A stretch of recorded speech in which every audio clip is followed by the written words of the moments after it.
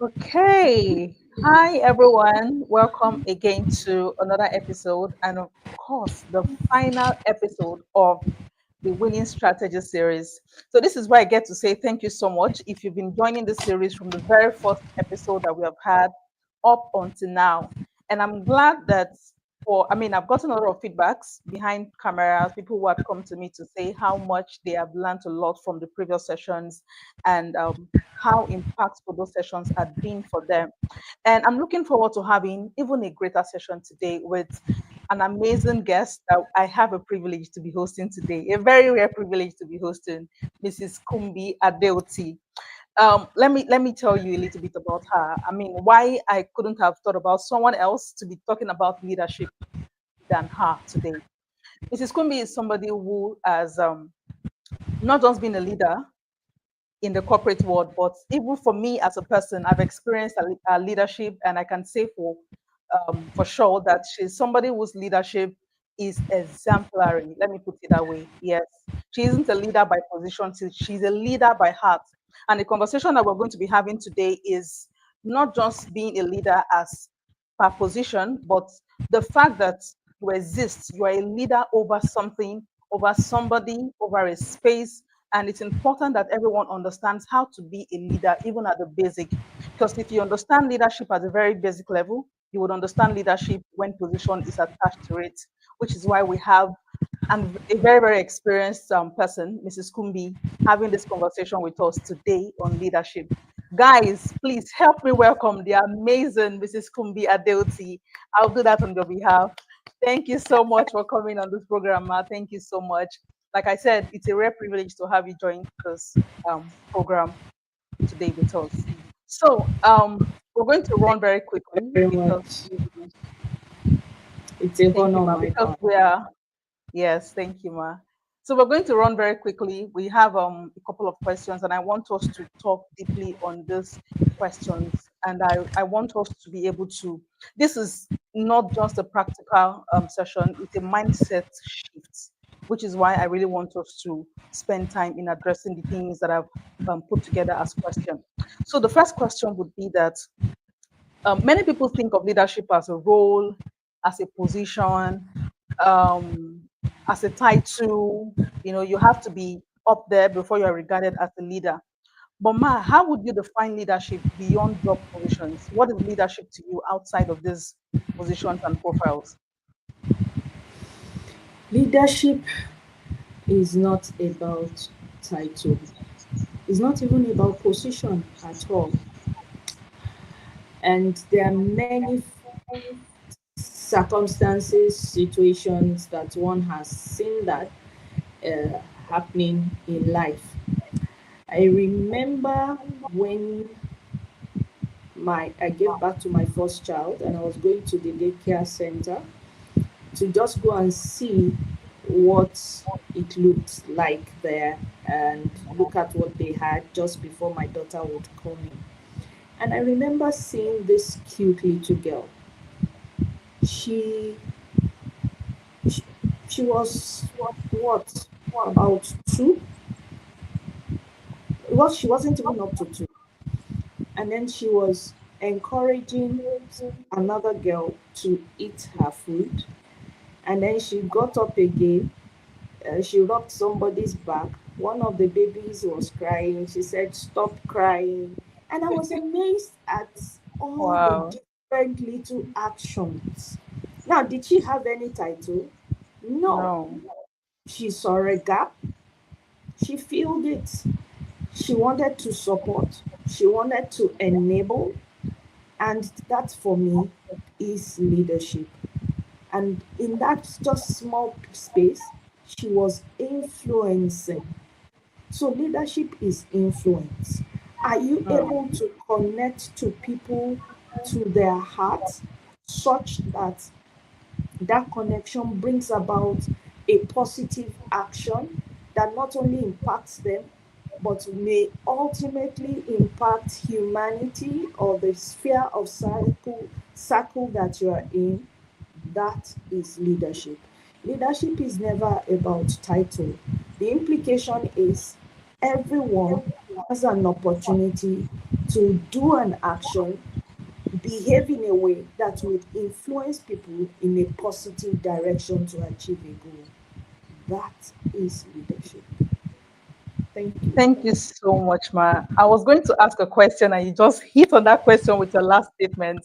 When you said leadership is influence, I wanted to say that people could be influenced positively and people could be influenced negatively, which means that Absolutely. leadership could be both ways, and then you touched on it when you said that the influence should be a positive influence. So, what that means for me is there are some for somebody to be able to influence positively, there must be a certain kind of mindset that that person should have. There should be some traits that characterizes somebody as a positive or a good leader. I don't know if you can share with us some of those traits that you think anyone who wants to be a positive leader should have.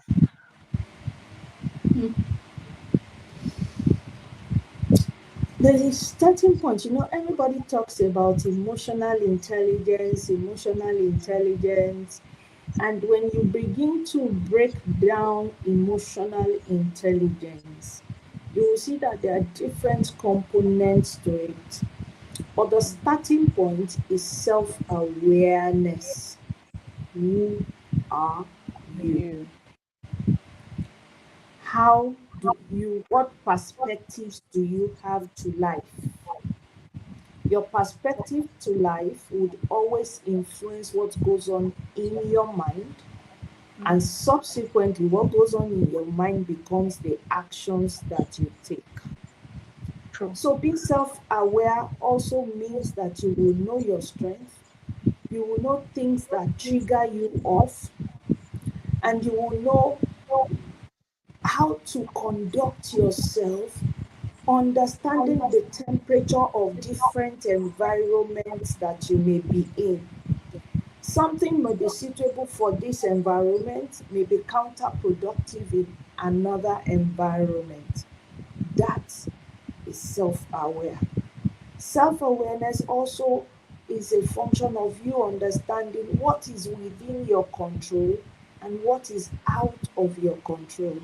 I always say to people, you may not have and you do not actually have the power of what gets thrown at you in life, but you will always have the power of choice, how you react to what gets thrown at you. That is self awareness, and you understanding, knowing it, and then choosing the path of reaction to situation and circumstances. The next thing is empathy. Empathy is different from sympathy. You cannot be a leader if you're not empathetic enough. And that is why some leaders really can even influence in the negative direction. Because what they do, sympathy says, I see you, I understand what you are going through. Empathy says, I do not only see you, I feel what you are going through, and I wear your shoes. And so you find that when there's a negative cause, when people say I feel and they know they are not just sympathetic to that cause, they have become empathetic to that cause, and that's why they can win people to go in the negative direction. But when we truly want to talk, and that's why you can have a Hitler, you know, and in the same vein, you can have a Mahatma Gandhi, you can have Mother Teresa, you know, you can have a Nelson Mandela. So you have all the big names, and we still have the ones who have done negatively, and we have the ones who have done positively. It doesn't withhold the fact that they are leaders, but what the kind of leadership we want to see are people who are influencing in the right direction. And it takes empathy, because you must get into the position of the people that are in that particular state that you've seen an opportunity to enable them out of that state, feel what they feel, wear their shoes, and take on that pain. And until you take it on, you can't solve what you don't feel. And in the position of you influencing is because there's a problem, there's a challenge to be solved. The other thing that would also be a trait is consistency. People must know that your white will always be white. So whether we go to Kano, it is white. Whether we go to um, Enugu today, it is white. And whether we go to Ibadan tomorrow, it is white. Not when we're in Kano, you say it is white. When we get to Ibadan, you now say it is looking like, it is looking whitish and a bit, on the edge of cream. By the time you get to Enugu, you say the thing is now yellow. Then people begin to wonder, what is going on here. So you know what, your word is your bond, and there's consistency of your word with your action. When we're growing up, they used to tell us, do as I say. With leadership, it is not do as I say, it is do as I do. And that is, you must be, your action and your speech must be consistent. There must not be variation in the way you act. Your character must be consistent with the cause that you have given yourself to. So there is that other part. The other trait that you would have is, you must uh, be willing to role model.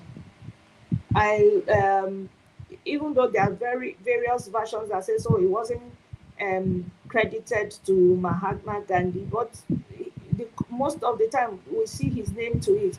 It says, "Be the change." Yeah, exactly, that you seek. So there's the part of role modeling. You have to become that which you're talking about. And that moves from the point of consistency. And when people can see it, then they see that you not only speak, you live it, and you act it out. So there must be that role modeling. You must be ahead, ability to think ahead and act ahead. The other part of it also for a leader is, you must be able to take initiative. Somebody saw the opportunity but didn't take the opportunity. The reason you're being called as a leader that gives you that trait is because there's an initiative and you're stepping forward. You're taking the bull by the horn. Ultimately, I would say there must be the element of visioning. A leader must be able to paint the picture of success. Where are we going? How do we get there? What do we need? And how do we know when we get there? What does success looks like? This is the part where most people don't want to take any form of responsibility at all. In the process of visioning, there's burden bearing. A leader bears burden. You take on the burden of the people you see, you because you can see the vision, you see what it will take them to get there.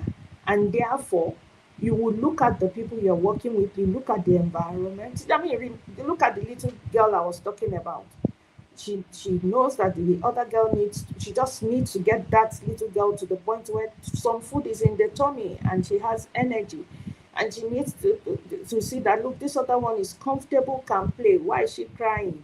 So there's that element of the vision of what should success look like. This should be a place where everybody is comfortable, everybody is happy, we all can sing along. As little as she is, she just see a vision of happiness, but she sees that that is not happening around her and she's enabling it.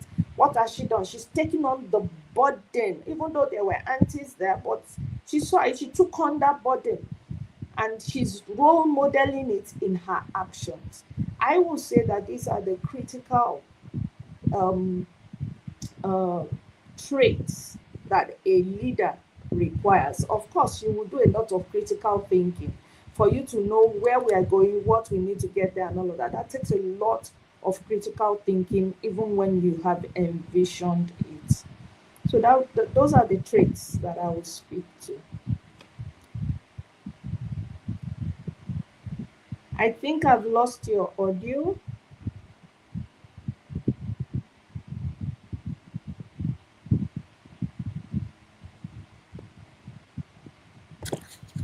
Can you hear me now? Yes, Okay. yes, yes, I can hear you Right. now. So I'm just going to run very quickly through the points that you've highlighted so that those who are just coming in will understand where we're coming from. So the last question we talked about was the traits that makes a leader a good leader. And the first was self-awareness. Awareness, emotional Self-awareness. We also talked about intelligence. empathy. We talked about I'm not going to say it in order. I'm just going The to other, yes, sure. run through them. Yeah, we talked about visioning as a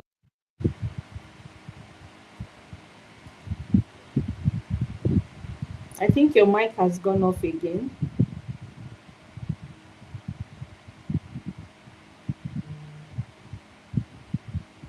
You're muted. Can you hear me now? Yes, sure. All right. So we talked about self-awareness, empathy. We talked about role modeling. We talked about consistency. We also talked about visioning. We talked about okay, from consistency. We talked okay, role modeling. Yeah, we talked about visioning. We talked about burden bearing.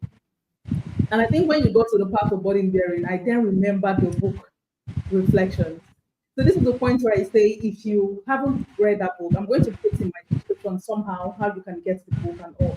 But I can tell you that if you are looking to become a leader, you know how they say you don't wait to learn to fight at the battlefield. You learn to fight before the battle. It's important that before you get to where you dream of becoming or where you dream of getting to as a leader, you are well equipped. You understand what goes on there so that you don't get there and you are shocked and you're feeling like people did not tell me this is what leadership is about, which is why we are having a session like this. So you can learn from a woman who has been a leader for over decades, who has experience. There is a difference between experience and textbook. When somebody with experience is telling you this is what I went through, you understand that textbook is different from reality. So I will recommend that book very highly for everyone watching this session. Please find a way to get that book and read to really, really prep you a lot for leadership. Thank you so much for those points, now. And then I also want to say that everything that has been said, one thing I want you to tie it to is the fact that even as an individual in your life, you can bring all of these things to yourself because you have to first lead yourself before you even lead others. You know, so Absolutely. yes, ma'am. No, I said absolutely. I'm in alignment with you. You have to lead yourself before you can Yes, lead others. before you can lead others. You know, so you have to put all of these traits, ask them first to yourself. Then it will be easy for you to translate to other people. So this is me saying that even regardless of you being in a high position, put all of those things to use. Like the example our speaker had said about a 2-year-old, just a 2-year-old. I mean, as you're saying it, and I'm saying to myself, this child most likely would have seen someone else modeling it. Either of the parents is modeling what leadership should be. And if you're looking to have children tomorrow who people can look up to, it starts from you. If you're looking to have siblings who people can look up to, it starts with you as an individual. So it's very important that we do not just watch these videos, but we put them to practice, which is the very essence of this live series in the first place. And that leads me to the next question. Now, somebody who says, I have never been a leader, I have never thought myself as a leader, but now that I'm listening to this session, I want to start thinking as a leader so that I can win as a leader. What are the small, small daily steps, daily actions that you think this people can take that begins to bring out, maybe the self-awareness might be plenty grammar, empathy might be plenty grammar. What are the small, small, small, small things, daily habits, or daily things that they can start doing?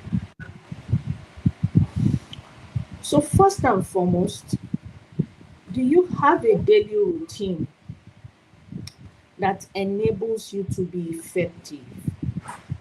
If you don't, everything starts from a position of discipline.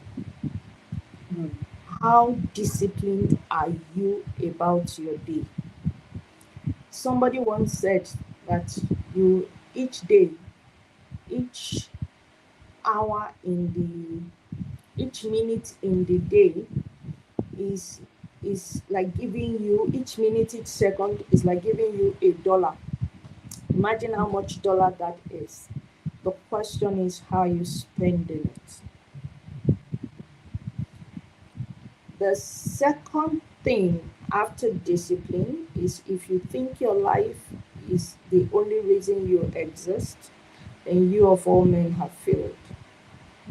There is a purpose for which you exist.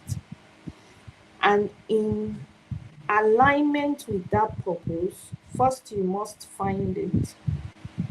And when you find it, you must build competencies around it. In building competencies, one of the things we must do on a daily basis is to be reflective. How am I on my journey? What opportunities were thrown at me in the last 24 hours? What did I open my eyes to see? And which ones did I shut my eyes?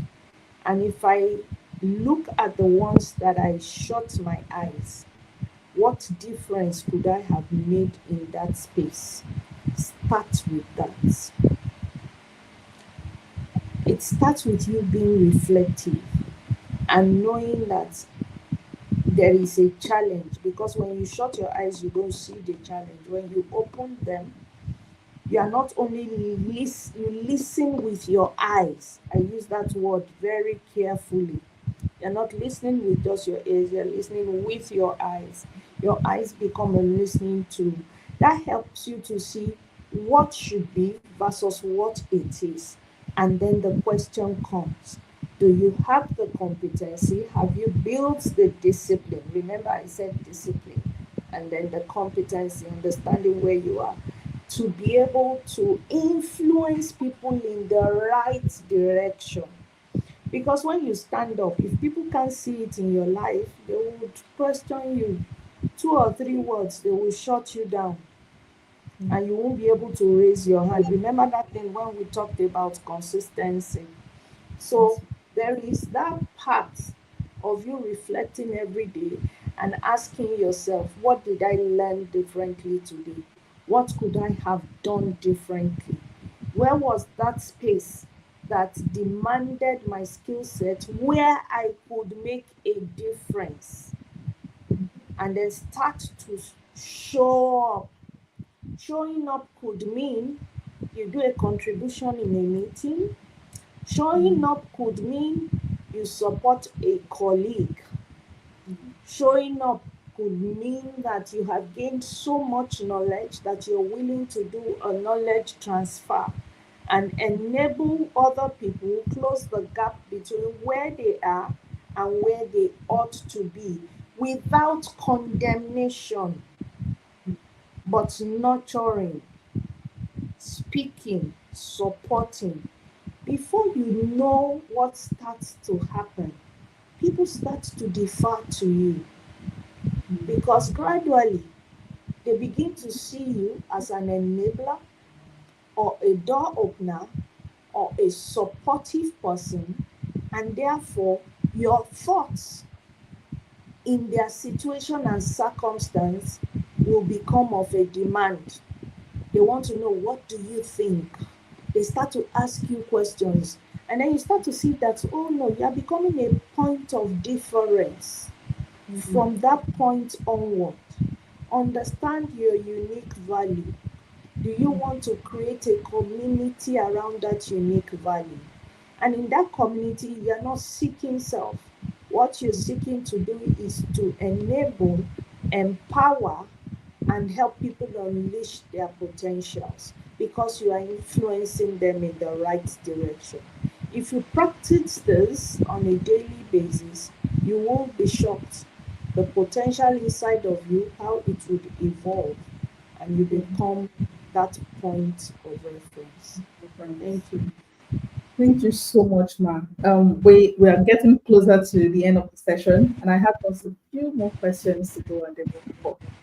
Okay, so the answer to the last question is beginning to tilt towards the corporate. Coincidentally, my next question is coming from that angle. So, for somebody who works, say, for instance, in the corporate environment, and the person wants to be seen as a leader in their industry, what are the things that those people can do outside of work to build their leadership presence? Where even outside of work, people can still see them as leaders enough that can open the door for them in their places of work. I don't know if you understand my question. I Okay, do. all right. There is something in this society, this clan that we are in, that other parts of the world take advantage of. We often overlook it, and Okay. that's volunteering. Mm, In another word, I call it seeding. Because when you're volunteering, you're not expecting anything in return. Volunteering is just to enable somebody. In the process of volunteering, let me tell you many things that happen. First and foremost, you are becoming selfless. You're not thinking about yourself, you're focusing on a cause and you're giving yourself to it. that's so true. Second, you become empathetic because you shift from a position of self to the position of the cause that you are volunteering for. So it shifts your mind, it shifts your perspective. The third dimension of that is it exposes you to situations and circumstances you probably never knew existed. Ask anybody who has volunteered. When you True. start the volunteering journey, it's always very minute.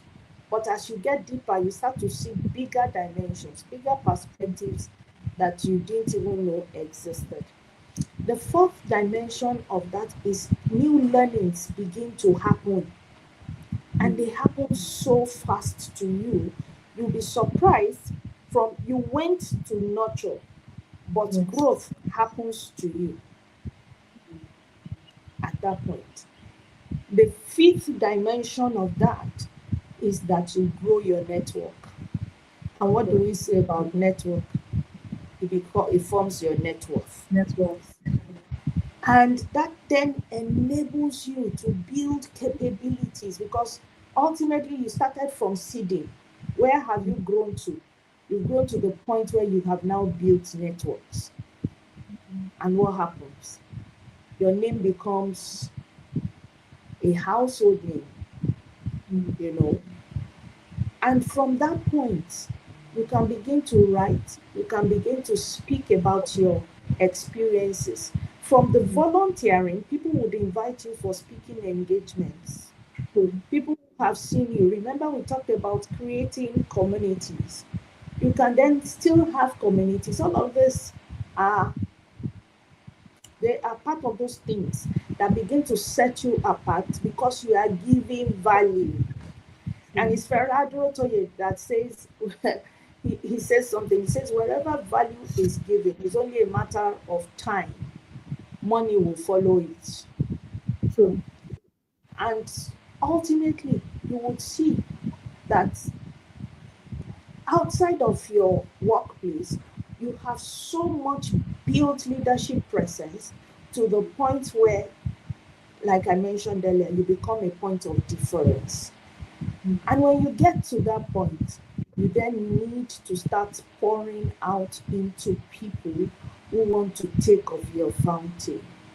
You need to mentor. Remember, I said some of those processes, as you start, you become an enabler, you provide platforms for other people, you open doors for other people, you would mentor some other people, you would coach some other people. All of those things are not in your office space, but they would eventually spill back into your office.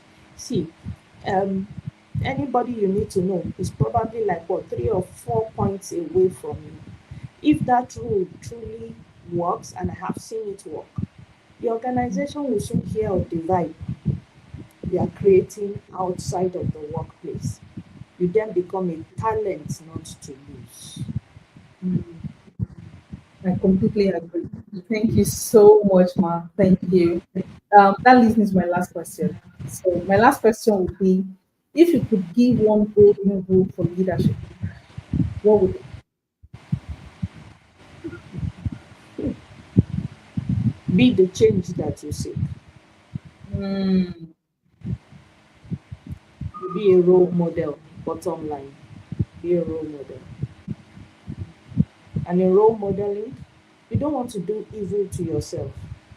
Mm, So it's that simple. What you want done to you. You want somebody to lift your hand, lift the hand of other people, enable them. So be that change that you seek. amazing. Thank you so much, Ma. I cannot begin to tell you how grateful I am having you on this program today. Um, I mean, literally, to get you is not the easiest. And here I am today having you on this program. Thank you so much for being on this for the longest time. When are you available, Ma? When are you available? And today we are here, we've done this program. And of course, as expected, value was given, value was delivered. Thank you so much, Ma. I think one thing I like about this program is even if I'm the one asking the question, I'm learning a whole lot. And I'm glad to have also learned a couple of things as well in this session. So I want to say a very big thank you to everyone who had also joined the session. Thank you for everyone who will come back to Thank you. watch the session. Thank you so much. Please do not forget to subscribe to the channel. This might be the last episode for the winning series, but I have something else coming up for you that I'll be sharing later um, in the month. So thank you so much, everyone. Thank you, Mr. Kumbi, once Thank again you for bringing this very much program. for having And me. do have a lovely week ahead. Bye, everyone. You too. Bye. Bye. Thank you.